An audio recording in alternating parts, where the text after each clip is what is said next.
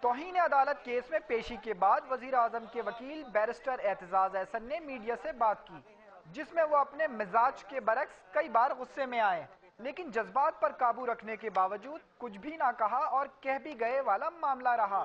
اعتزاز احسن پاکستانی خاتون شرمین عبید کو Oscar award ملنے پر بہت خوش تھے اور اس پر کچھ کہنا چاہتے تھے، لیکن صحافی توہین عدالت کیس پر ان کی رائے جاننے کے خواہش مند تھے۔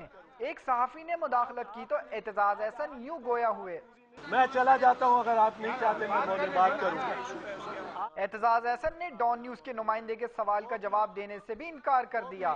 آج آپ کی توقعات پوری نہیں ہوئی تو میرا قصور نہیں ہے اس میں۔ ایک صحافی نے اعتزاز احسن کو سینٹ کے ٹکٹ کا پوچھا تو وہ جواب دینے کے بعد وضاحتیں پیش کرنے لگے۔ اب میں نے قسم تو نہیں کھا لی تھی کہ میں نے پارلیمنٹ میں کبھی آنا ہی نہیں۔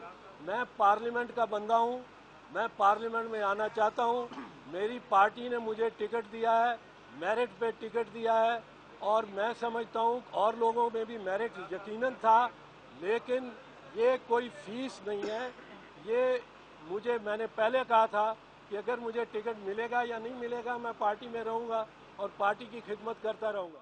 اعتزاز احسن کتنی ہی وضاحتیں پیش کریں، حقائق کیا ہیں یہ واقف حال ہے۔